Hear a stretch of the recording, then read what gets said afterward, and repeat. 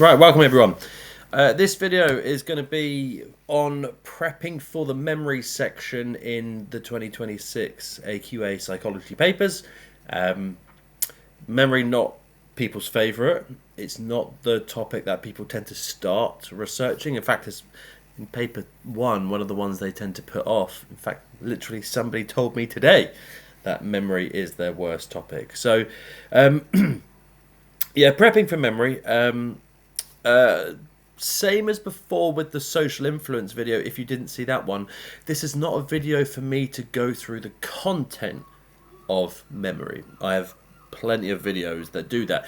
This is looking at the wider aspects of memory and then just making sure I'm highlighting terms to you that you should know that tend to not get revised.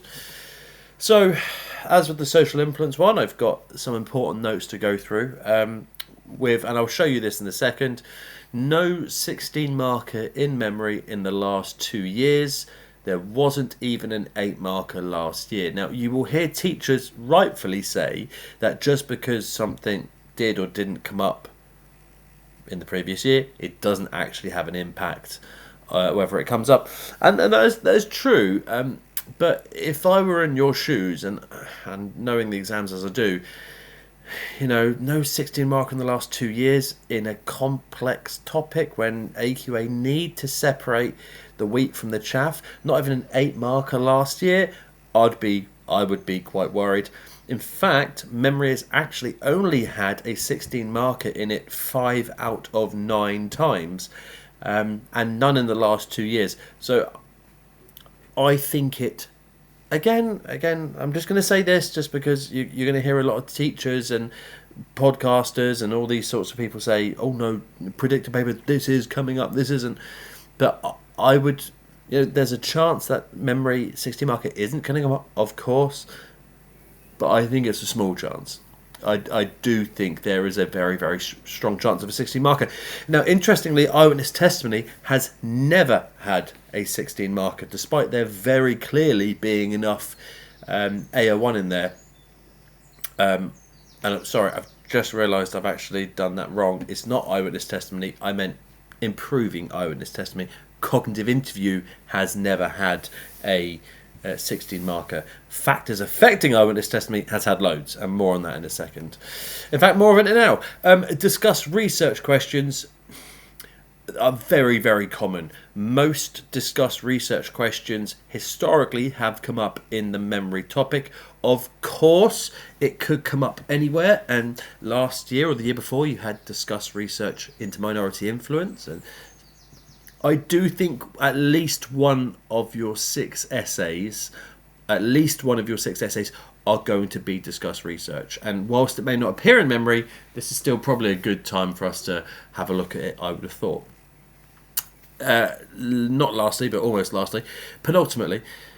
Now, admittedly, I've been saying this for years. And admittedly, every year I've been wrong. You need to be prepared for, though, a comparison of working memory and multi-store model memory. I have been saying this for the last 6 years since a particular question came up. I am convinced they're going to drop this at one point, but needless to say, whether it comes up or not, you need to be prepared for it. I've got more on this later. I think this could easily be a 16 marker, if not cognitive interview. And then finally, like I said in the last video, you do need to be prepared for all AOs, of course, and it's not really a revelation for me to say you need to be prepared for that. But the focus is most likely going to be on AO1 and AO3. You're going to have to know your stuff. You're going to need to be able to evaluate it as well. There will be AO2 involved. 100% there will be. It may be a standalone 4 or 6 marker, possibly. That tends to be quite popular with memory and social influence. Or it may be part of a 646 essay, but I don't think it's going to be the majority. I think the main focus here is going to be on AO1 and AO3. So let me just show you. This is memory just here. we've got these ones, right, this blue. You look in the last 2 years, there's been no 16 marker. The last 16 marker to come up was again, discuss research question. You've got a discuss research question on here for factors affecting accuracy. In fact, factors affecting accuracy has only ever had discuss research questions. What do people fear in this? Probably multi-store model and working memory model. Both have had 16 markers in the past, though not any for the last 3 years. I don't think that's the problem. The problem is knowing those theories to the deeper elements. Again, more on that in a second. Research methods. Memory has been hit by research methods for the last 3 years. It's difficult. Statistically less likely to have research methods in this memory section. It's been 3 years since they've had 24 marks out of 24 on memory. So I think there's a relatively good chance that will happen this year, where 24 marks will be on memory.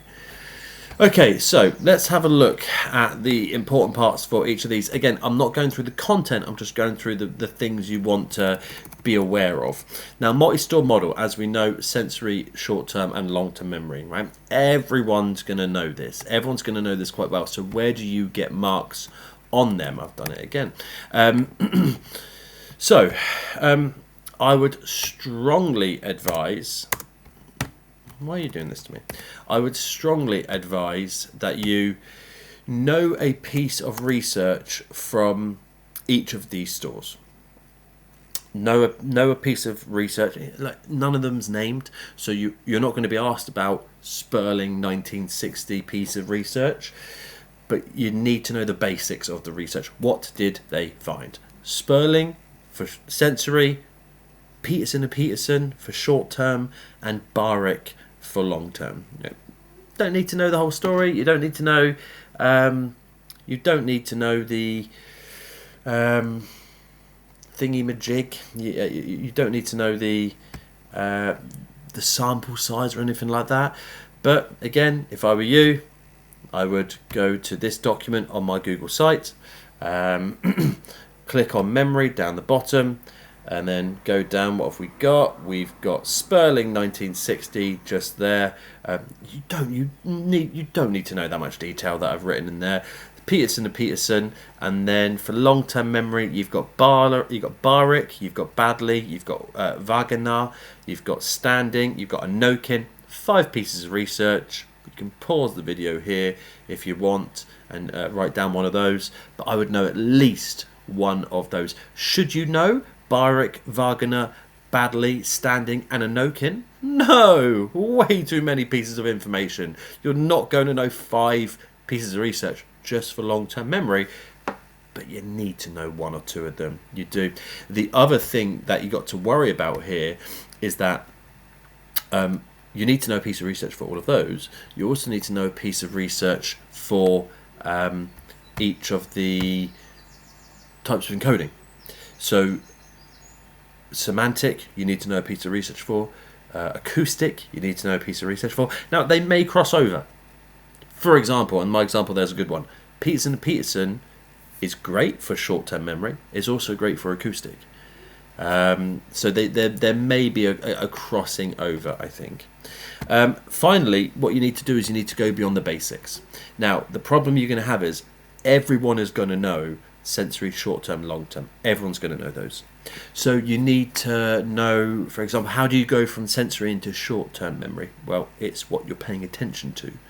That's a little bit working memory, but it was included in the multi-store model. For example, do you know the difference between maintenance rehearsal and elaborative rehearsal?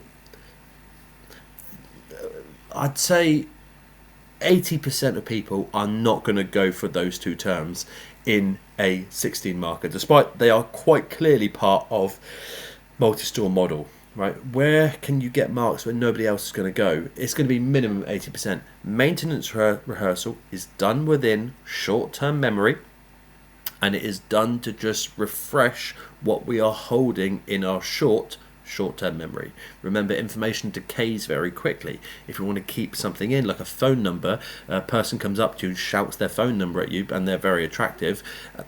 We say that number aloud, it decays very quickly. Maintenance just refreshes it, refreshes.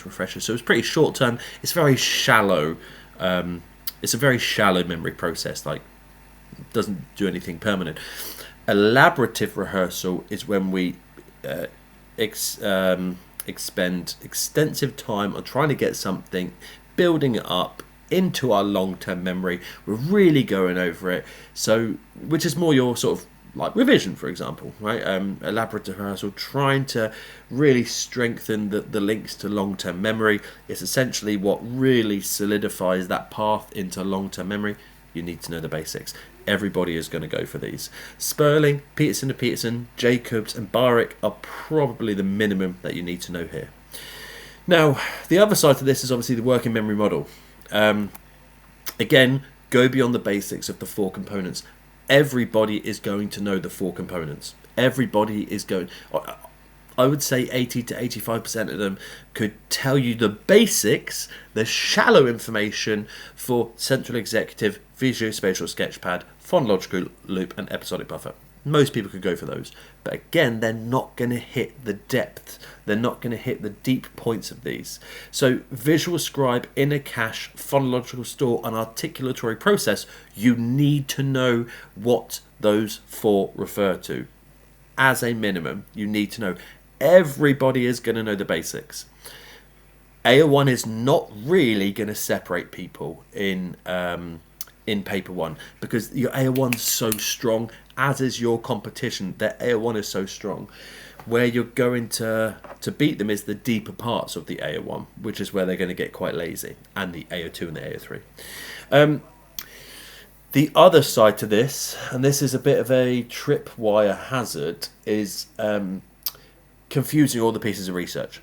So Baddeley's keyboard task, where he got people to type random strings of digits, was really, really important for demonstrating central executive.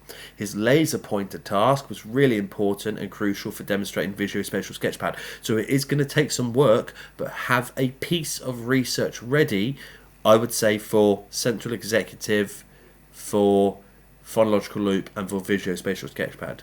The last thing I haven't mentioned on here, a couple of years ago they asked I think it was a 3 marker, and it was simply evaluate it was a 3 or 4 marker, evaluate the concept of the central executive. And students panicked for some reason, because it's actually quite an easy question. It's got evidence, badly. It's an unfalsifiable concept. We can't see it. It is not empirical, it's not observable, it's not scientific. So just be aware of that, I think. Now, as I say, this year will be my year. I'm going to get it right at some point. Comparisons between working memory model and multi-store model. Now, I want to show you comparison questions. They're fairly simple. I think we know a lot of them. But this one is from schizophrenia. And it's since this paper that I've been convinced they are going to ask a comparison question on memory. Whether you take schizophrenia or not, obviously Bart and my college, we do take schizophrenia, but whether you take schizophrenia or not, have a look at this question, 2020, because it's actually very important. Outline 1 or more biological explanations for schizophrenia. Fine. Right, dopamine hypothesis, genetics, whatever. And then they asked, for the first time ever, compare anything biological to family dysfunction, which is a completely different bullet point. That was the first time AQA asked you to compare, outside of the approaches, against 2 separate bullet points. They'd never ever done that before. Oh, they had done learning theory and monotropic theory, or theoretically, I don't think they actually did it, but you could do it. This is why I'm convinced at some point that it might be a 1 marker. It may be a 1 marker, give 1 difference between working memory and multi-store. Or it could be a 16 marker. Now, I think if this question came up, most people are stumped. Most people are screwed, and this is where you get your advantage. Similarities, very basic. Both of them are inferences, educated guesses. Neither of them, so the similarity here, neither of them make direct observations. They're both mechanically reductionist. They're reducing memory down to a simple model. Similarity. You've also got this idea that both pieces of research are dependent on quite unique tasks.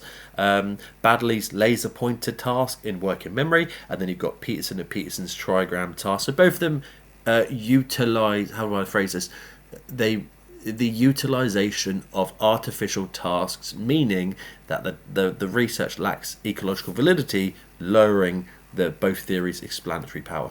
Differences, though, and I think this is where students are going to struggle, because you're just going to, oh, the name is different.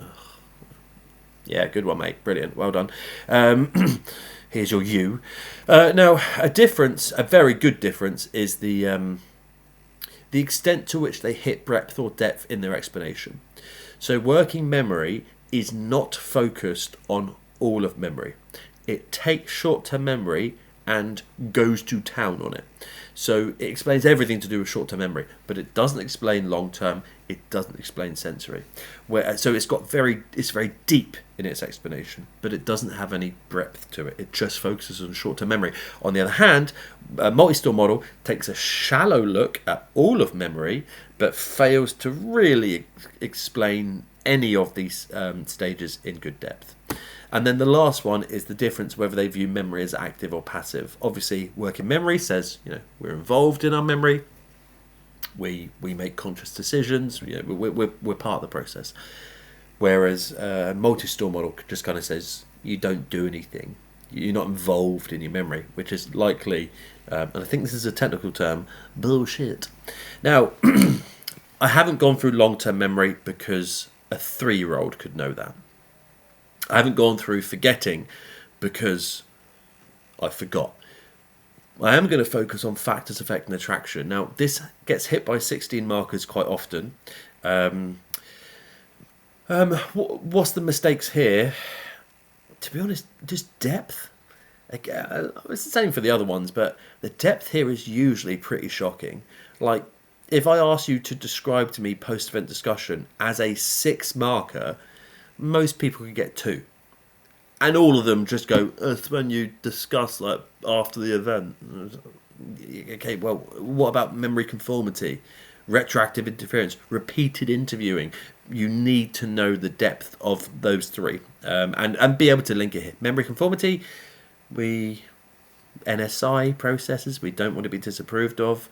Someone might challenge our memory of an event, for example, and then we think, oh yeah, I don't want to be disapproved by you, I don't want to argue with you, so yeah, maybe you were right, even though I actually don't think you were. Repeated interviewing, remember, memory is malleable, it's moldable, it's changeable, it can be hammered and twisted into shape. And if you're having repeated interviewing where someone is saying, you did it, you piece of shit, you did it, well, research has shown that vulnerable young men often create memories, completely false memories. If you don't know what I mean, watch Making a Murderer on Netflix. Excellent example of someone being convinced that they killed someone when actually future evidence showed that they were nowhere near the event. Anxiety, Yerkes Dodson, weapons focus, and then you've got leading questions. I think just be familiar with the theory of leading questions, which is essentially, the pointed suggestedness of a question makes us maybe doubt our own memory, and then we change that our view, our viewing of that memory. Now, like I said, this is a high-risk area for discuss research questions. They repeatedly ask questions here, and I can show you one here. I'm not going to read it. You can pause it if you want. But this question down the bottom, you got a attacker. Did you see the knife? Blah blah blah. I'm not sure there was a knife. Yeah, there probably was. The question here: discuss research. Now, research here again means research and or theory. Ideally, your AO1 would have both. You'd be talking about anxiety in the theory in Yerkes Dodson and weapons focus, but then you'd bring in Johnson and Scott in your AO1. You'll be talking about post-event discussion, memory conformity, retroactive interference, bringing GABA. So you need a piece of research per bullet point here. Now, I've mentioned a few of those already. Post-event discussion, GABA is a great one to go for. Leading questions, Loftus and Palmer. You've got Loftus and Zani, I think it is. The did you see a broken headlight? Did you see the broken headlight? The is very much a leading question. It changes our memory, and more people did see a broken headlight despite there not being one. And then you've got anxiety. I mean, you've got a ton of pieces of research here to go for. Johnson and Scott, Yule and Cutshaw, Loftus and Burns, Deffenbacker's meta-analysis, loads of pieces of research. No two of them just in case, but be prepared to be able to give me correct statistics on these. The amount of people that get the Johnson and Scott statistics wrong is mind-boggling. Maybe they're scared, but maybe they're anxious when they're revising it, I don't know. 33%, 49% know those statistics. And finally, I personally think there will be a 16 marker in memory. There's never been a 16 marker in cognitive interview. Part of me thinks it's too obvious for them to put a 16 marker in there. It's too obvious. It's never happened in 9 years. They haven't asked a 16 marker in 2 years. They've asked nothing on cognitive interview in 3 years. For me, it's too obvious to put a 16 marker in here. Although maybe they want me to think that. Maybe this is a double bluff. But maybe they think I'm going to think that. It could be a triple bluff. Either way, you need to be prepared. Part of me is actually jealous that you sit the paper before me, that you get to find out the questions before me. I work my arse off trying to figure out these questions, and you find out before me. It's a literal academic slap to the face. Anyway, whatever. Now, don't just go for the 4 parts. Report everything, mental reinstatement of context, change perspective, change the narrative order, right? Yes, everyone is going to go for those 4 because this is an easy part. But you need to be familiar with the psychology behind each part. Now, again, this isn't the time or place for that. I've got that possibly in the slides. Definitely on my slides. I'm not sure on the video. But firstly, okay, a good example here is with the change of perspective and changing of narrative order. What's the psychology? It's actually quite hard to lie or be mistruthful or untruthful or deceptive when you are telling something backwards. It's easy to lie about the alphabet, A, B, E, D, F, G, H. That was actually a bit harder than I thought. But if I were to do that backwards, it's actually quite hard because you have to kind of think about it. Report everything. What's the psychology behind that? Triggering off other memories. So just be careful here. Don't just hit the basics. Everyone is going to know it. You are not going to get a separation from the weak here. Now, what people don't know are pieces of research for this one. Again, look at my slides. Geiselman, I think it's like 1986 or something, and then Fisher, which I think is 1990. 2 separate pieces of research that are brilliant for the cognitive interview. They've got really good statistics. They're really good pieces of research. Geiselman and Fisher's studies are by far the best in terms of evaluating. That's everything. Memory, a possible tricky subject. Likely to be a 16 marker. Cognitive interview is something you probably just want to make sure you've got the deeper parts to it, but also comparing working memory and multi-store model. Anyway, as always, hope this is useful. Peace out.